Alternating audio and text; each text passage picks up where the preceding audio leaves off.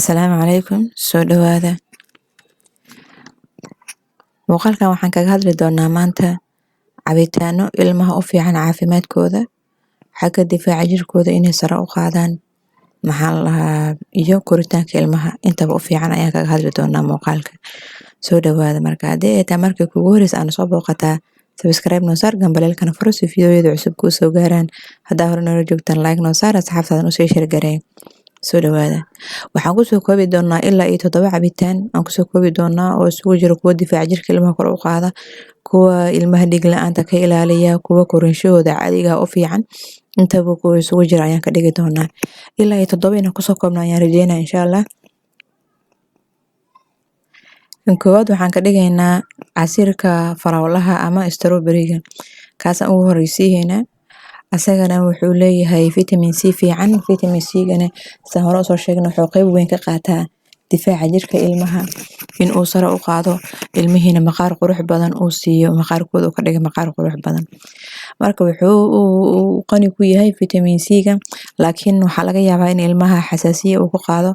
Asaga waxaa qurux badan cunuga intuu 9 bil sanad meelahaas ka gaarayo in la sugo ayaa qurux badan oo waxaa laga yaabaa in xasaasiye uu ka qaado cunugii. Marka casiirkan farawlaha ama cabitaankan farawlaha ugu horeeyo oo waliba hadda maalmihii dambe Soomaaliya waa laga helaa. Marka hooyooyinka Soomaaliya jooga way ka faa'iideysan karaan. Wax badanna maahan inay shiidayso kale haddii cunugaada uu yar yahay kale oo 2 sano ka yar yahay waxaa kale u shiidi kartaa 4 xabo 5 xabo camal maalinta u shiidi kartaa oo wax kale ay ugu dareysid. Maalin wax tiro badan ay u shiidaysid 4 xabo 5 xabo u shiidid oo wax kale ay ugu dartid way ku filan tahay cunugii. Taas waa tan koowaad aan ka dhignay. Tan labaad waxaan ka dhigaynaa casiirka burtuqaalka ama orange-ga ayaan ka dhigaynaa. Asagana aashita badan ayuu leeyahay oo ilmaha intuu cunuga 9 bil 8 bil uu ka yar yahay xoogo ma fiicna maadaama aashitadiisa ay badan tahay. Marka asagana waxaa qurux badan cunuga markuu 9 bil meelaha soo gaaro in loo bilaabo ayaa qurux badan. Asagana waxaa laga yaabaa inuu xasaasiye keeno. Marka hooyada markii ay siiso kale waa inay afka iyo meelaha uu ka gargaaro kale ay ka dhaqdaa si cunugii meeshaas uusan xasaasiye wax uga dareemin inay ka dhaqdaa fiican. Markay siinaysan inaysan rasiinkiisa ku siinin biyo kaga dartaa ayaa qurux badan ee cunuga saas ku siisaa. Haddii cunuga sanadka weyn yahay kale sokor ugu dari kartaa haddaa rabto malab ugu dari kartaa siba malabka ilmaha u fiican haddii uu heli kartid adiga. Kan saddexaad waxaan ka dhigaynaa cabitaankan ruumaanka. Ruumaanka asaga wuxuu leeyahay potassium, wuxuu leeyahay xadiid, wuxuu leeyahay fitamiino badan, wuxuu leeyahay macaadin, wuxuu leeyahay waxyaalo la yiraahdo mudadaad aksada oo jirka ka saaro sonto kale ka hortaga kansarada. Marka intaas oo faa'iidaha ayuu leeyahay ruumaanka. Asagana wuxuu qayb weyn ka qaataa korinshaha ilmaha. Qayb weyn ayuu ka qaataa asagana oo u fiican yahay in ilmaha cabitaan loogaga dhigaa cabitaan loogaga shiidaa. Kan afraad waxaan ka dhigaynaa tufaaxa. Tufaaxa asagana wuu u fiican yahay ilmaha koritaankooda iyo caafimaadkooda. Cunuga 6 bil markuu jiro waa loo bilaabi karaa. Haddaa doonto waa u karin kartaa laakiin maanta qaybta cabitaanada maadaama aan ka hadlayno waa loo shiidi karaa cunuga biyo inta ku dartid ayaa u shiidi kartaa.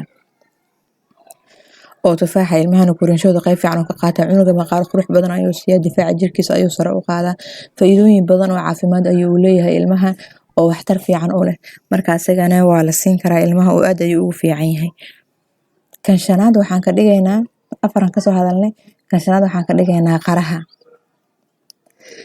asagana biyo badan uu leeyahay marka koowaad oo cunuga u fiican oo cunuga inuu kaadi badan kaadiyo kale in kaliyihiisa ay nadiifiso faa'iidaha ayuu leeyahay faa'iido kale uu leeyahay waxa waaye in uu cunuga hadii calo adag oo qabo kale oo caloosha u furo kale oo cunuga calooshiisa ay jilacdo asagana qaraha faa'iidooyin badan ayuu leeyahay ilmaha oo hadii cunugaada yar yahay kale oo cunuga laakiin hadii 7 bil meelahaas uu soo gaaro kale waxa wanaagsan in cinjirkan ilmaha qudaarta lagu siiyo kale inta u gelisid lafaha iyo waxas miraha ka bixisid ina u gelisid oo cunuga saas ku qaniino cunkeeda ka soo baxayna kaga yiraahdo cunugina oo nafaqo ka helo oo asagoo toos ah oo waxba la shiidan biyo waxba looga darin cunuga uu sida ku qaato hadii cunuga sidii ku qaato sida casiirka iyo kale farawliyo kale kan waxba dhiib ma keenayso ilmihii gaasaad ma ku geenayso xasaasiin ma sababayso marka aashita malahan cunuga markuu 7 bil 6 bil meelaha soo gaaro kale cunugi inuu cinjirgeed ka qabsan karo aragtido kale way u fiican tahay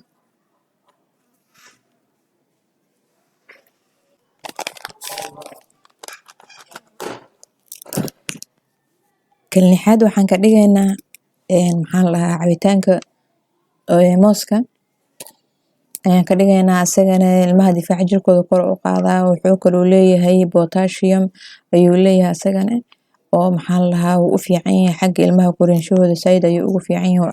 Mooska waxaa qurux badan cunuga markuu 6 bil soo gaaro kale in ama 4 bil soo gaaro oo laakiin aad aragtid in cunuga qoortiisa uu ceshan karo cuntada uu qaadan karo oo u baahan yahay cuntada aad aragtid markaas waxa ugu horeeya sidoo kale in mooska ka dhigtid fiican ana dhadhankiisa waa macaan yahay oo cunuga dhadhan ahaan uu qaadanaya ma diidayo.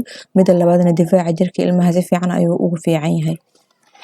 Kan toddobaad ugu dambeeya waxaan ka dhigaynaa cabitaankan isbaandheeska ayaan ka dhigaynaa asagana faa'iidooyin badan uu leeyahay ko waxaa ka ah in maxaa la dhahaa cunugi vitamin C fiican inuu leeyahay oo difaaca jirka ilmaha kor u qaadayo in anemiyada uu ka ilaalinayo kale hadii cunug dhiig la'aan hayso kale inuu dhiig u soo celinayo faa'iidooyin badan ayuu leeyahay oo vitamin C gaas inuu dhiig soo celisho ah xagga korinshaha ilmahana wuu u fiican yahay. Marka intaas ayaan ku soo gabagabeynaa inta badan hooyooyinka waxay raadiyaan maxay ilmaha maxaa la dhahaa difaaca jirkooda ku adkeeya maxaa ilmaha difaaca jirkooda sare u qaada maxaa ilmihi maqaarkooda qurxiya maxay ku cayilaan. Marka kuwa maanta aan ka soo hadalnay waa ilmaha maxaa difaaca jirkooda kor u qaada maxaa ilmaha maqaarkooda qurxin kara maxaa ilmaha korinshahooda hagaajin kara ayay ahayd intii maanta toddobadan waxaan lahaa cabitaan aan kaga soo hadlaynay.